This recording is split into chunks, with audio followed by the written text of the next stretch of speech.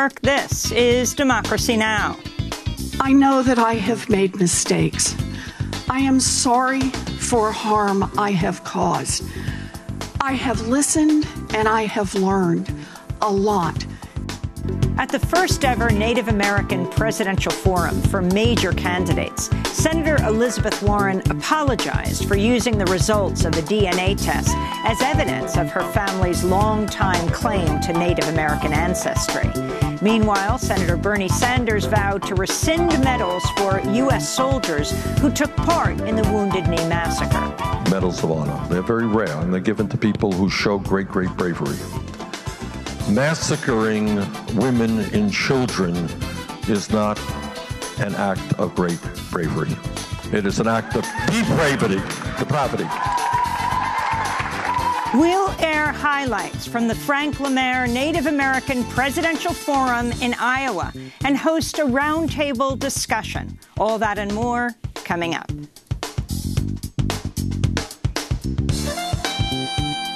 Welcome to Democracy Now!, democracynow.org, the War and Peace Report. I'm Amy Goodman. The Trump administration's proposed a new rule that would allow migrant children and their caregivers to be jailed by U.S. immigration agencies indefinitely. The proposed rule seeks to overturn the 1997 Flores Agreement, which puts a 20-day limit on migrant family detentions. Acting Homeland Security Secretary Kevin McAleenan said Wednesday the new rule would serve as a deterrent. No child should be a pawn in a scheme to manipulate our immigration system, which is why the new rule eliminates the incentive to exploit children as a free ticket, or as one gentleman in Guatemala told me, a passport for migration to the United States. The proposed rule drew intense condemnation from immigrant rights groups and human rights organizations. Amnesty International tweeted, "This is more than cruel, it's beyond logic and humanity," unquote. On Wednesday, President Trump once again said he's looking into ending birthright citizenship for people born on U.S. soil, even though the right is enshrined in the Constitution under the 14th Amendment. The Congressional Budget Office warned Wednesday the federal budget deficit is growing faster than predicted and is on course to reach $1 trillion for the first time since the Great Recession. This comes less than 2 years after Trump signed a $1.5 trillion Republican tax cut that overwhelmingly favors the wealthiest Americans, and as the Pentagon is set to receive a staggering $738 billion for the coming fiscal year. Brazilian researchers say fires raging in the Amazon have reached their highest pace on record as illegal loggers burn vast areas of rainforest to clear land for mining and cattle grazing. Brazil's National Institute for Space Research says satellites have detected some 74,000 fires in Brazil so far this year, a more than 80% increase over the same period in 2018. There are fires raging in neighboring Bolivia as well, where some 2,000 square miles have burned. The fires have sent massive plumes of smoke across much of South America, turning day into night in Sao Paulo, 1,700 miles away from the Amazon basin. On Wednesday, Brazil's far-right President Jair Bolsonaro said without evidence that non-governmental organizations are to blame. Regarding the fires in the Amazon, I'm under the impression that it could have been set by the NGOs because they had asked for money. What was their intention? To bring about problems for Brazil. Brazilian President Bolsonaro has worked to deregulate and open up the Amazon for agribusiness, logging and mining since he came into office in January. His attempt to blame environmentalists for the fires drew widespread ridicule and outrage. It came as indigenous people used social media to document how illegal loggers are setting fire to their territories. This is a woman named Celia, a member of the Paraxó indigenous community, speaking in a video that went viral across Brazil this week. Look what they've done to our reservation. For 2 years, we've been fighting to preserve this land, and now those troublemakers come here and set fire to our village.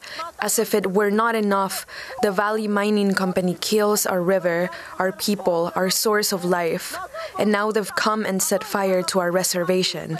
We won't stay quiet. Tomorrow, we will close the road, and we want the media to defend us. Meanwhile, wildfires continue to rage in Alaska, where a thick blanket of smoke has darkened the skies over Anchorage. July was the hottest month ever recorded on Earth when temperatures in Alaska averaged more than 58 degrees Fahrenheit, a 5.5 degrees above historic averages. Elsewhere, fires raging in the Canary Islands forced 8,000 people to evacuate. In Siberia, more than 21,000 square miles of forests have burned so far this month. There have even been large-scale wildfires in Greenland, which recently experienced its largest single-day ice melt in history.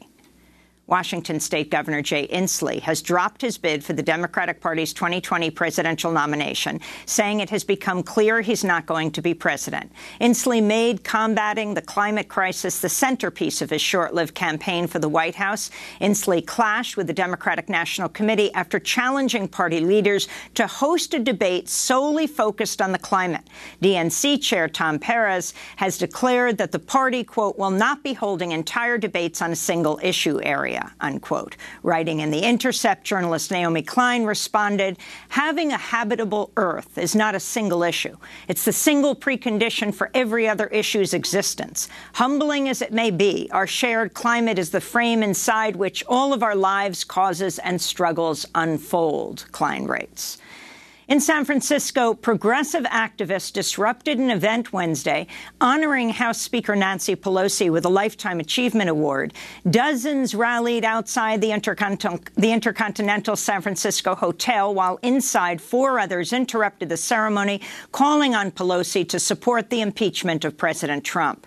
Demonstrators also protested Pelosi's June approval of billions of dollars in funding for a Republican border security package. The activists were eventually removed by police. No arrests were made.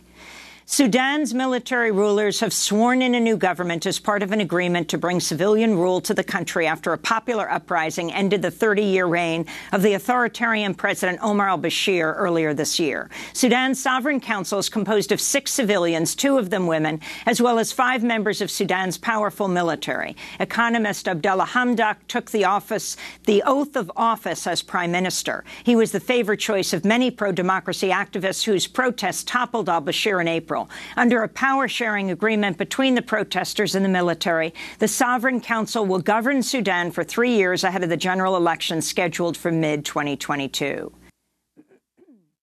In Hong Kong, riot police squared off Wednesday evening against demonstrators at a suburban train station, the site of an attack 1 month ago by masked men on protesters returning home from a pro-democracy march. Protesters say the assailants in the July 21st attack have ties to organized crime, and they say authorities colluded with the attackers by failing to prosecute them. Meanwhile, Chinese officials have acknowledged for the first time that an employee of the British consulate in Hong Kong has been detained in mainland China for the past 15 days. 28-year-old Simon Chung went missing August 8th after sending his partner an eerie message reading, "Pray for me," as he rode a train bound for Hong Kong. His case has renewed fears over a now suspended bill that would allow Hong Kong residents to be extradited to mainland China. In Mexico, the Zapatista National Liberation Army announced this week it's extending its leadership of autonomous indigenous zones to 11 more areas in the southern state of Chiapas. Some of the new autonomous communities will be established on land that the Zapatistas took during an uprising in 1994 following the signing of NAFTA, the North American Free Trade Agreement. A statement signed by Zapatista Subcommander Moises called it, quote, exponential growth that allows us to break the blockade again. In the same statement, the Zapatistas referred to Mexican President Andrés Manuel López Obrador as the new overseer and said dozens of indigenous activists have been killed since AMLO took office December 1st. On Monday, AMLO called the expansion welcome and said it would benefit indigenous people. The Mexican president has been widely criticized by indigenous communities for his support of a massive infrastructure project that would extend a 950-mile rail network right through the heartland of Mayan indigenous land in southern Mexico. President Trump attacked Danish Prime Minister Mette Frederiksen on Wednesday, one day after announcing he'd canceled a planned state visit to Denmark over the country's refusal to discuss selling Greenland to the United States. This is Trump speaking to reporters outside the White House Wednesday on his way to Kentucky. No, Denmark, I looked forward to going, but I thought that the Prime Minister's statement that it was absurd it was an absurd idea. It was nasty. I thought it was an inappropriate statement. Danish politicians across the political spectrum have expressed disbelief over Trump's bid to purchase Greenland, an autonomous Danish territory, as well as Trump's sudden cancellation of the state visit. Following Trump's latest remarks, a State Department spokesperson said Trump had merely postponed the trip and said Secretary of State Mike Pompeo called the Danish foreign minister to express U.S. support for its NATO ally. On Wednesday, President Trump referred to himself as the chosen one as he discussed ongoing negotiations for a trade deal with China. This was after he retweeted a conspiracy theorist who compared Trump to the King of Israel and said Jews, quote, love him like the second coming of God. Meanwhile, President Trump doubled down on his claim Jewish people who vote for Democrats are either ignorant or disloyal. Trump's initial remarks came one day earlier as he attacked Congress members Rashida Tlaib and Ilhan Omar, who were recently barred from entering Israel and Palestine at Trump's urging. This is Trump speaking to reporters outside the White House. In my opinion, you vote for a Democrat, you're being very disloyal to Jewish people, and you're being very disloyal to Israel. And only weak people would say anything other than that.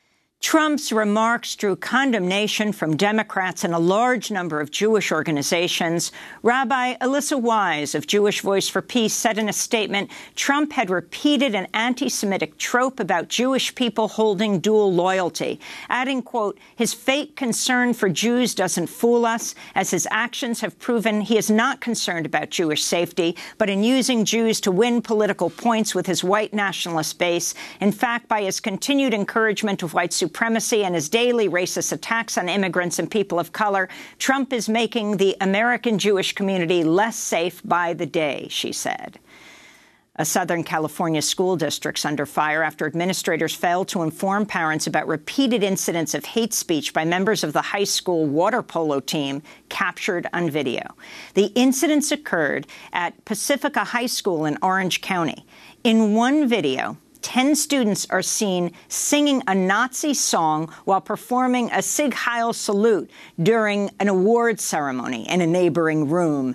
In another video, a student is seen wrapped in a Confederate battle flag. In a third video, 2 students are seen goose-stepping while waving a German flag. School district officials reportedly learned about the videos last March, but failed to inform parents and teachers and have refused to say if anyone was disciplined over the hate speech.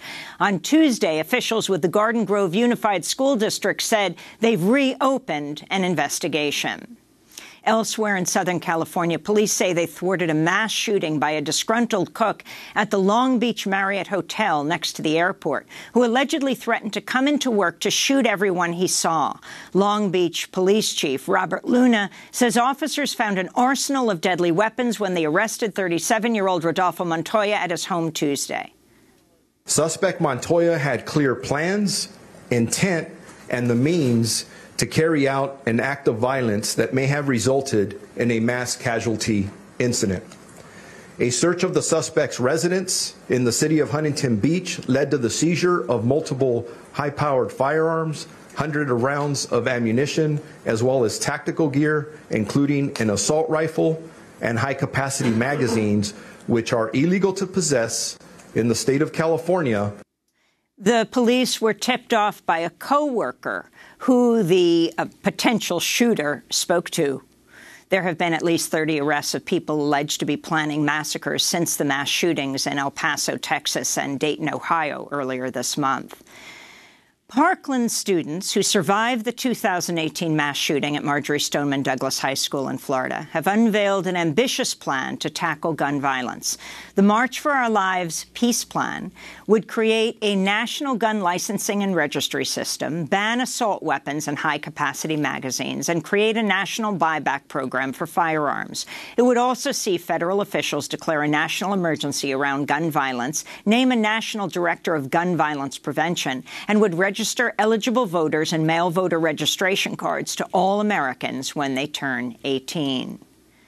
The Washington Post reports at least 8 Bureau of Prisons officials knew that multimillionaire serial sex abuser Jeffrey Epstein was not to be left alone in his cell in a Manhattan federal jail, but the order was ignored during the 24 hours leading up to his death August 10th. The Post cites unnamed officials who say supervisors and managers, and not just low-level prison guards, were aware of the directive. New York City's medical examiner determined last week Jeffrey Epstein's cause of death was suicide by hanging, but Epstein's lawyers have challenged that finding and are planning their own investigation. And in Huntsville, Texas, prison officials injected 48-year-old death row prisoner Larry Swearingen with a lethal dose of the drug pentobarbital Wednesday evening, killing a man who proclaimed his innocence to his dying breath. Swearingen was convicted of the 1998 murder of 19-year-old community college student Melissa Trotter, but at least 5 defense experts testified Swearingen could not have been the killer because he was in jail on an unrelated traffic violation at the time of the murder. They also testified that someone else's DNA was found under the victim's fingernails. But on Wednesday, Swearingen was put to death after the Supreme Court denied a stay of execution. In a statement sent to the Washington Post Wednesday, Swearingen wrote, quote, "Today the state of Texas murdered an innocent man." Swearingen added, "I feel certain that my death can be a catalyst to change the insane legal system of Texas, which could allow this to happen," he said. And those are some of the headlines. This is Democracy Now!, democracynow.org, The War and Peace Report. I'm Amy Goodman. 11 presidential candidates, including Senators Bernie Sanders and Elizabeth Warren, participated in the first-ever Native American presidential forum that included major presidential candidates. The forum in Sioux City, Iowa, was held just weeks after Congresswoman Deb Haaland, one of the first 2 Native American women in Congress, publicly endorsed Senator Warren for president, calling her a, quote, "great partner for Indian country." Warren came under fire last year after she released the results of a DNA test as evidence of her family's longtime claim to have Native American ancestry. On Monday, Senator Warren apologized for her actions. Now, before I go any further in this, I want to say this. Like anyone who's being honest with themselves, I know that I have made mistakes. I am sorry for harm I have caused. I have listened and I have learned a lot, and I am grateful for the many conversations that we've had together. It is a great honor to be able to partner with Indian country, and that's what I've tried to do as a senator, and that's what I promise I will do as President of the United States of America.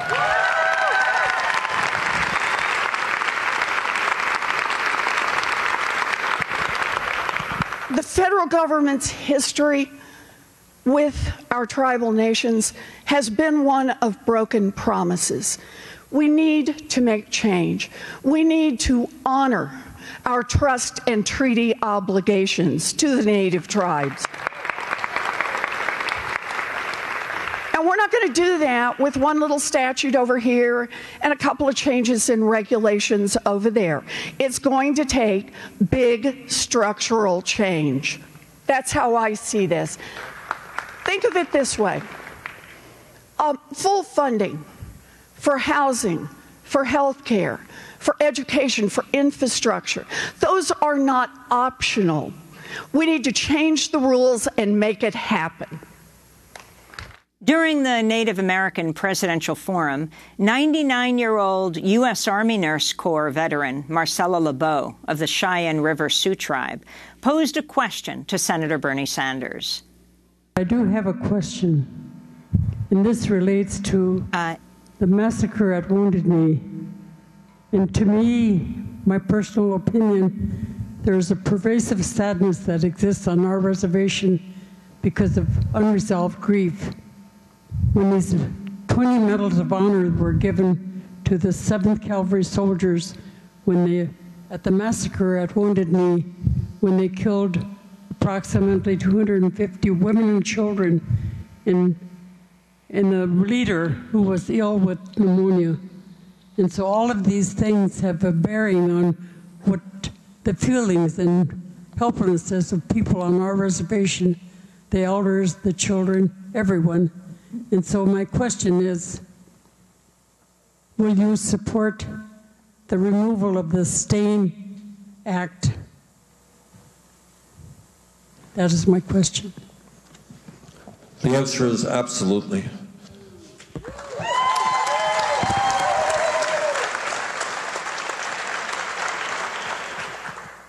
Medals of honor are given rarely, and they're given to people who do very, very important things. And I want to thank you for your work. I know you received recognition, I believe, from the French government and elsewhere for the work you have done in World War II and saving lives.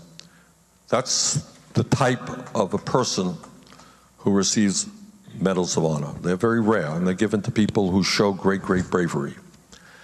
Massacring women and children is not an act of great bravery. It is an act of depravity. You know, this afternoon and in the few minutes that I have here, we're not going to resolve all of the issues of the last 500 years. But I think it is important, not differently, by the way, than how we deal with the abomination of slavery, that the time is long overdue for us to be having that discussion of what happened when the first settlers came here and the terrible and horrible things that were done to the Native American people, not only at Wounded Knee, but in so many other places. I think that is a discussion that the American people actually want to have. And at the end of that discussion must be the necessity of us doing everything that we can to repair the damage, the psychological damage, the humiliations, and also address the real needs of the Native American people today, who in many cases are living in poverty. So there's a lot of work to be done. But to acknowledge, and it will not be easy, a lot of pain there, but to acknowledge what the settlers did when they came here and what has happened over the last many, many years is something that this country is going to have to address. And as president, I look forward to addressing it with you. Thank you. Senator Bernie Sanders. Other candidates at the Frank Lemaire Native American Presidential Forum included Mark Charles, a tribal citizen of the Navajo Nation, who's running for president as an independent. Missing and murdered Indigenous women is a massive, massive problem in our country, in our communities. Probably most everyone in the room has not just heard about this on the news. You probably have a relative, a friend, a neighbor who is missing or has been murdered or has been assaulted and was not properly followed up on. A lot of candidates are going to propose that we need new laws to protect these vulnerable communities. I would say we don't need new laws. We need a new basis for our law. When you have a constitution that never mentions women, you cannot act surprised when women are assaulted, murdered, and go missing, and law enforcement and society doesn't care. We don't need a new law. We need a new basis for our laws. We need to deal with the foundations of the country. Independent presidential candidate Mark Charles of the Navajo Nation. When we come back, he'll join us as part of our roundtable discussion on the 2020 presidential race and the Native American vote. This is Democracy Now! Back in a minute.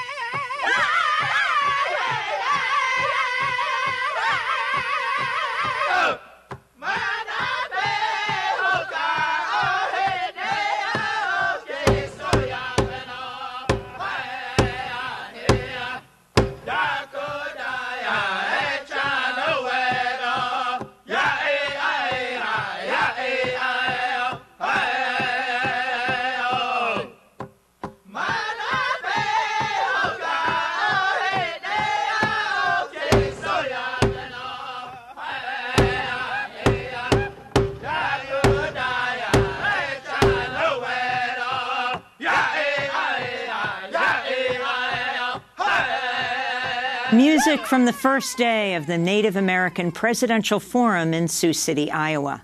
This is Democracy Now!, democracynow.org, The War and Peace Report. I'm Amy Goodman as we continue our coverage of the first ever Native American Presidential Forum. On Monday and Tuesday, 10 candidates traveled to Sioux City, Iowa to take part in the forum, another through video. We're joined now by three guests. Mark Charles is a Native American activist of the Navajo Nation. He's running for president as an independent. He's joining us from Washington, D.C. In Des Moines, Iowa, Christine Nobius is with us, director of Seeding Sovereignty's SHIFT project. She's a member of the Plains Cree Saulteaux of the George Gordon First Nation in Saskatchewan. And in Lincoln, Nebraska, Mark Trahant, editor of the online publication Indian Country Today. He's a member of the Shoshone-Bannock tribe, and he was moderator of the two-day presidential forum. Mark, let's begin with you. Talk about how this forum came into being. It is an absolute first, and it wasn't just a Democratic presidential forum, Mark Trahant. It was inviting people from, it was invited President Trump, is that right? As well as William Weld. Tell us more about it. Sure, Amy. The idea was to bring the issues that affect Indian country to make them front and center rather than the candidates. Technically, it's not the first. 12 years ago, there was a presidential forum and actually moderated that as well. That one, though, never got the major candidates involved. Governor Bill Richardson and Dennis Kucinich and Mike Gravel were the only ones that agreed to participate. Barack Obama and Hillary Clinton both passed on it. But this one raised the level to unheard of. The ability to talk about treaty rights in a presidential context, I think, is essential. One of the, I guess, things that would be great to see come out of this down the road is, what if this country started with the primary season in Indian country instead of in Iowa? And these issues that are so fundamental to the country and what this country's story is all about started with the Native American perspective. Christine Nobius, you were one of the organizers of this 2 days. Talk about how you did it. And it was called the Frank Lemaire Native Presidential Forum. Can you explain who Frank Lemaire was? Yes. Well, first of all, I have to give credit to Four Directions for spearheading this event and for allowing Seeding Sovereignty to be part of such a historical event. It was an absolute honor to take part in this as an organizer, also because Frank Lemaire was a dear friend and a mentor to me, and I'm close with his son, Manape Lemaire. Frank was a really special person.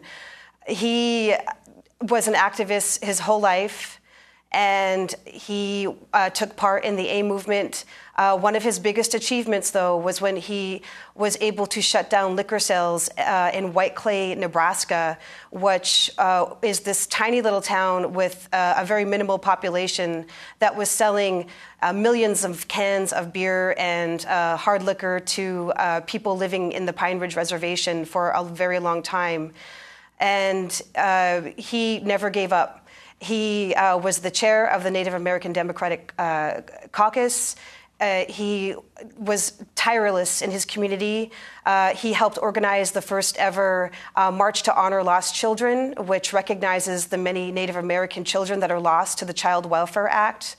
And he helped found or worked with Four Directions in Sioux City. He was very well known in Sioux City. Before he passed away, one of his biggest projects was working on getting Indian health services in Sioux City itself, because there is no Indian health services in the state of Iowa, and it is very badly needed in Sioux City with such a high population of Indigenous people. I want to turn to Shannon Holsey of the Stockbridge-Munsee Band of Mohican Indians, who asked Senator Warren about what she'll do to confront the crisis facing Native women and girls. My question is about criminal justice and policing, and you spoke of it earlier and your recognition of missing and murdered Indigenous people, women. And I don't want to sort of belabor over it, but some of the statistics, according to the United States Department of Justice, are that American Indian women are 10 times more likely to be murdered than the national average, and also 4 in 5 American Indian women will experience violence in their lifetimes.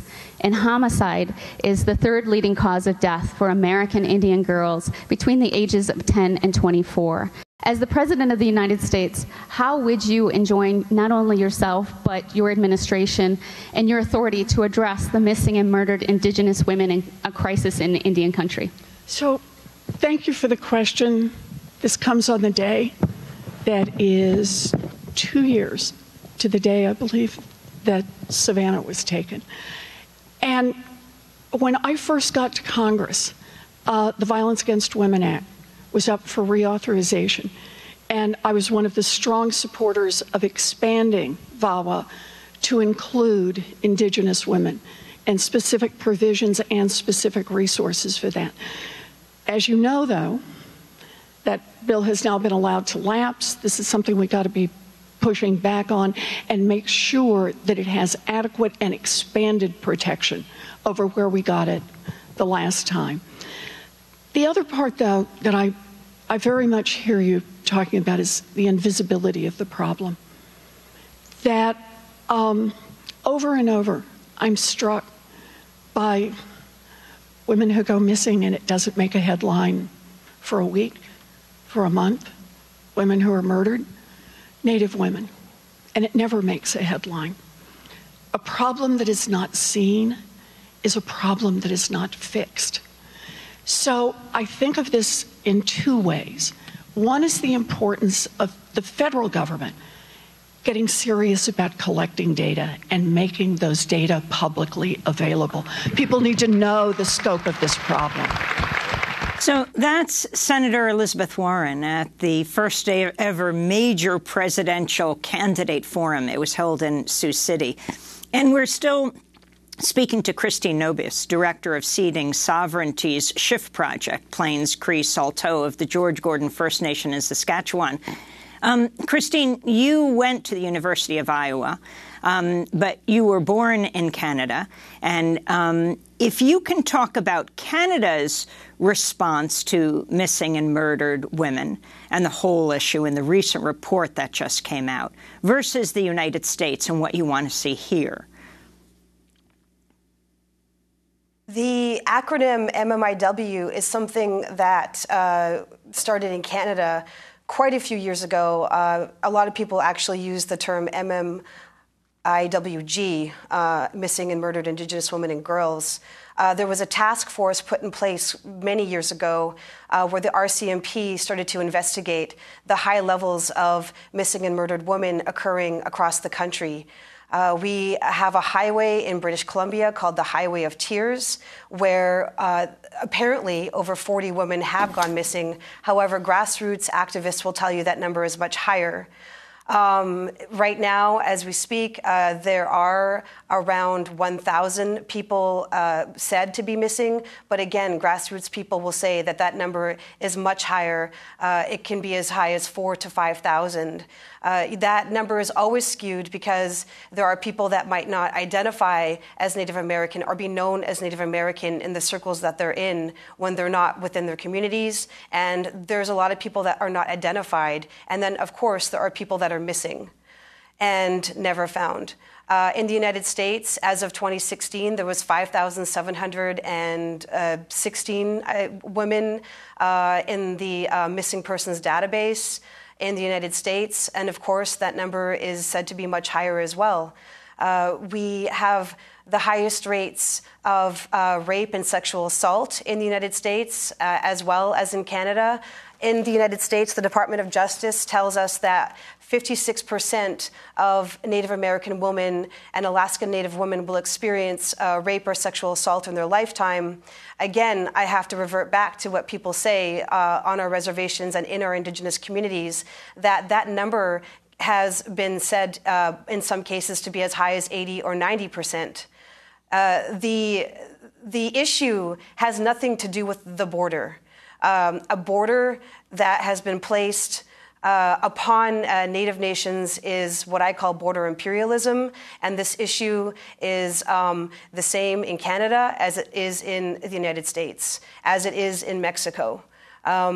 Indigenous people are still considered, in my opinion, by certain segments of society, not quite as human as others, and are something that can be seen as an object, and they are targeted by, I would say, certain populations of this country with a white supremacist mentality. And what does the Violence Against Women Act have to do with, or how does the Violence Against Women Act address this crisis of the Native American community and the greater American community?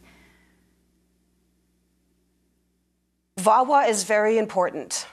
It took 25 years to get where it is right now. In 2013, an amendment was made to it to ensure more rights and safeties for Indigenous women, for our Native American communities, for immigrant communities, and for LGBTQ communities, because we face higher rates of violence. The Violence Against Women Act is an absolute necessity for all women in this country. But like I said, it's important that we single out some populations that are targeted. And what's disturbing to me, what's upsetting to me, is right now it's still waiting to be reinstated like it is every year. It's still waiting on a budget, and it's still sitting on the table. And that's not okay. The Violence Against Women Act should always be in place. There should never be any nail-biting or whether or not there's going to be funding for these programs again the next year. And Trump quietly, this past April, rolled back the definition of what domestic violence is. It took us a very long time to move away from the judicial definition of domestic violence towards the much more comprehensive view of what domestic violence means, talking about emotional abuse and verbal abuse and so much more. It was a very long, comprehensive list of what that is, and it took years to get there. And as of April, it was rolled back to just one sentence. And so the Violence Against Women Act provides funding for Indigenous communities so that they can continue to educate and work with people, with victims of all sorts of crimes, sexual assault, rape, domestic violence. And it's a much needed act that is used to help keep our people safe. I want to turn to Mark Charles. Mark Charles is the first Diné, the first Navajo presidential candidate in the United States. You participated in this forum along with a number of the majority of the Democratic or many of the Democratic presidential candidates. On what platform are you running? And talk about the significance of this Native American forum for you. Well, thank you, Amy. It's great to be with you. And before I go any further, I'm here in Washington, D.C., and I just want to acknowledge that I am on the land of the Piscataway and the Haudenosaunee Confederacy. These are the nations who lived here long before the District of Columbia, the state of Maryland, or the state of Virginia were created. And it's important to remember that these lands were not discovered. And you were the first, you were the only presidential candidate to acknowledge the land where you were in Sioux City, if you can talk about that, in Iowa. Well, yes. Wherever I travel, I work very hard to research and find out what Native nation, what tribes were living on these lands before they were colonized, and I do my best to acknowledge them and honor them wherever I go. Julian Castro also did a very good job of acknowledging the people of the land in his presentations. I was very impressed with how he conducted himself on stage. One of the things at the heart of my campaign, and as a nation, we really have a struggle with what George Erasmus would call common memory. When he was talking and writing a letter about the Truth and Reconciliation Commission up in Canada, he's from the Diné Nation up there, and he's a leader among the people. And he said where common memory is lacking, where people do not share in the same past, there can be no real community. If you want to build community, he said, you have to start by creating common memory. I think that quote is genius, and it gets to the heart of our nation's problem with race, because as a country, the United States of America does not have a common memory. We have a white majority that remembers a mythological history of discovery, expansion, opportunity, and exceptionalism. And we have communities of color and women and other marginalized communities that have the lived experience of stolen lands, broken treaties, slavery, Jim Crow laws, boarding schools, massacres, internment camps, mass incarceration, families separated at our borders, and there's no common memory. You know, people are acting like this crisis at the border right now is the first time we've seen this. But the United States of America has been very effective at separating children from their families throughout its entire existence. Whether it's through the slave trade or through the boarding schools or through the massacres, what President Trump is doing is not unique, it's not new. This is what our nation does. This is our history, and the fact that we don't have this common memory. And so many candidates and many Americans would like to believe that the United States of America struggles with issues like racism and sexism and white supremacy in spite of our foundations. In other words, there's this belief that we have these great foundations and we're just not living up to them.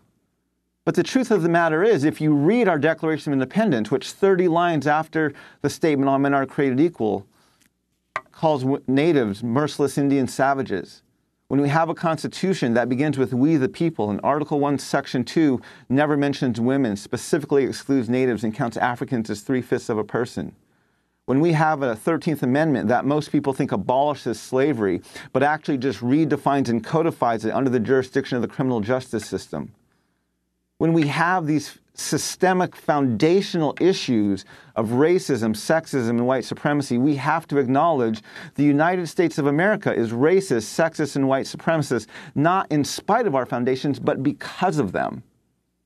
And these are the dialogues we need to have. These are the conversations we need to have. As I said at the forum, we don't need a new particular law protecting this vulnerable community or that vulnerable demographic. We need a new basis for our laws, which is where at the center of my platform, one of the key questions I'm asking is, let's build a nation where for the very first time, we the people truly means all the people. And to get there, I'm proposing that the United States of America needs a national dialogue on race, gender, and class. A conversation I would put on par with the Truth and Reconciliation Commissions that happened in South Africa, in Rwanda, and in Canada. I would call ours Truth and Conciliation, though, because reconciliation implies there was a previous harmony, which is not accurate. And I think we need one sooner rather than later, which is why this is one of the center planks of my platform, is we need to have this dialogue. We need to create this common memory. We need to acknowledge our past and ask the question, do we want to move forward? Do we really want to be a nation where we the people means all the people? And if we do, we have some foundational level changes that we need to make. Mark Charles, Mark Trahant, and Christy Nobis. We're going to be back with our discussion in a minute.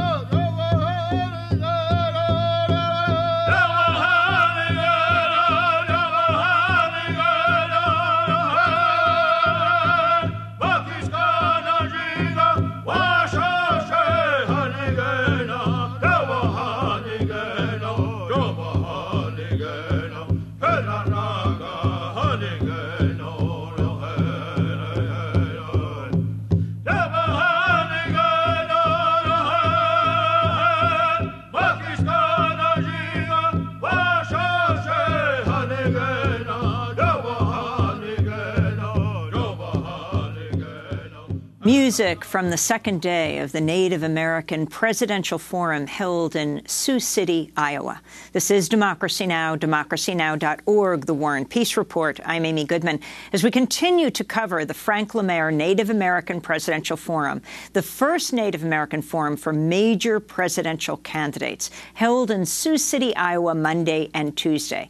Let's turn to Gila River Indian Community Governor Stephen Lewis questioning Democratic presidential candidate Julian Castro, the former Secretary of Housing and Urban Development. The sovereignty of Indian tribes has increasingly come under attack. Most notably, the non-Indian adoption industry has continued to attack the constitutionality of the Indian Child Welfare Act and spread misinformation about ICWA by perpetuating negative and racist stereotypes of Indian families and tribal communities. As president, what would you propose as a potential solution to not only protect ICWA, but to broadly preserve and strengthen tribal sovereignty? I know that there's a very shameful history behind why ICWA was necessary in the first place that we never want to go back to. In fact, as you pointed out in your question, we only want to strengthen ICWA. So here's what I would do. Number one, I would make sure that folks know that I support the Indian Child Welfare Act as president, and go out there and campaign on how important it is to preserve it and why it was necessary in the first place. And as you say, even today, these stereotypes, these caricatures, right? The disregard for Native peoples is still too prevalent in many quarters. Let me just also say that one of the things I believe is that in our textbooks, in every single classroom in America, we need to be teaching about Native history and doing it from a perspective that is truthful and accurate and does justice to the contributions of Native peoples in this land. That's Democratic presidential candidate Julian Castro. Mark Trahant, you're the editor of Indian Country Today, and you were the moderator of this whole two-day forum. As we watch and listen to the candidates being questioned, describe the format. It's one we haven't seen before. You're right. And thank you for your comprehensive view of this whole thing. Most of the media, the stories have been about one candidate and they were gone. So this broad look at the conversation.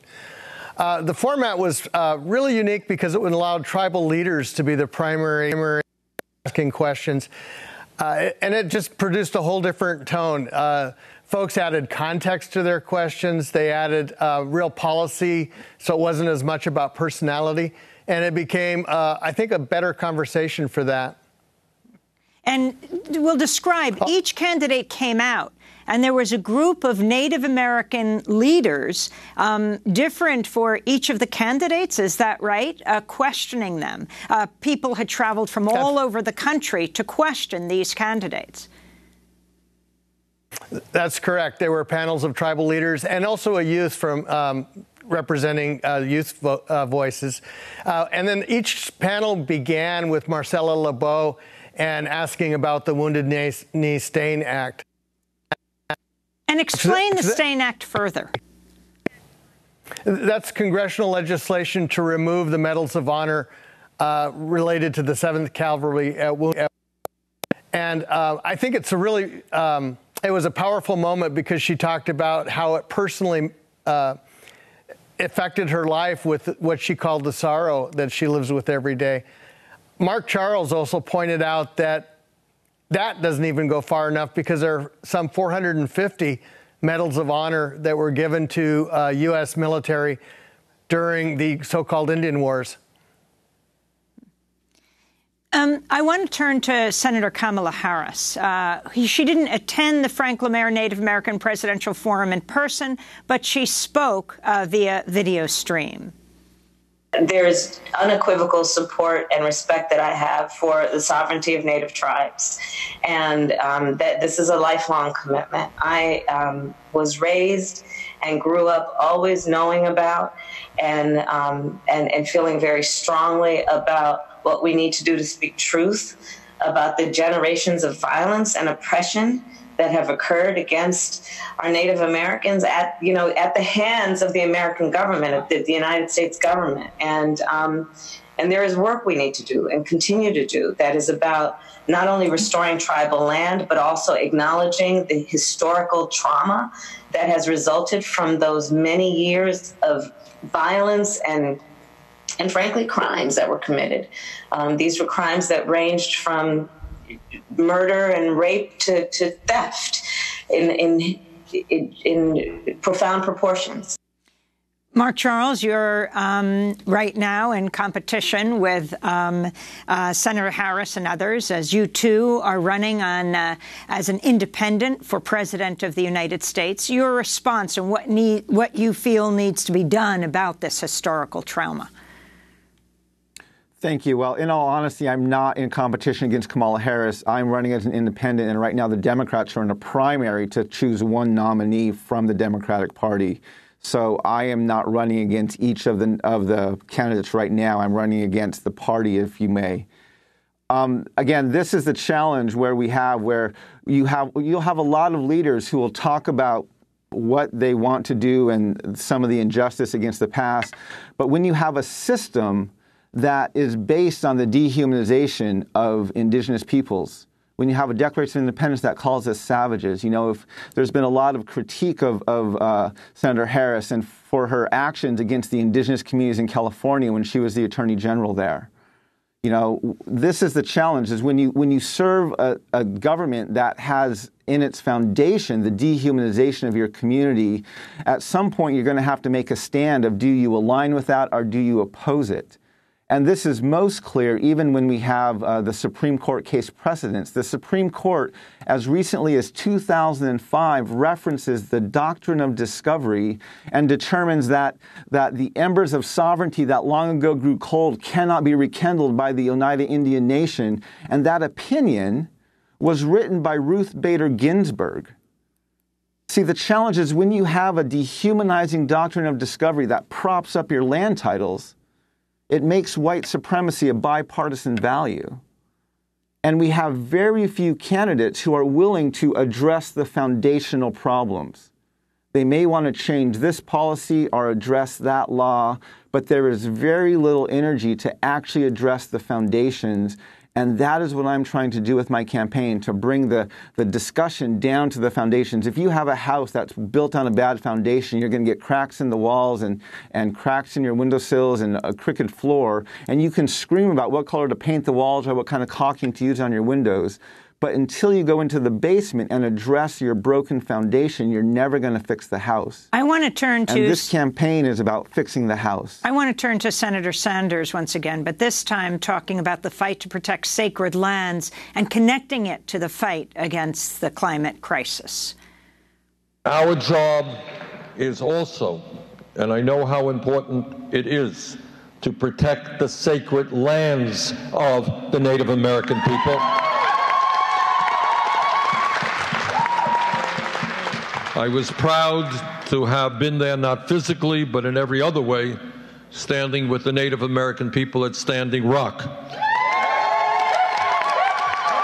And I do that, A, because it is imperative that we respect the sovereignty and the land that is sacred to the Native American people. But in addition to that, for your children and your grandchildren and mine as well, we must do everything we can to address the existential crisis facing this planet in terms of climate change.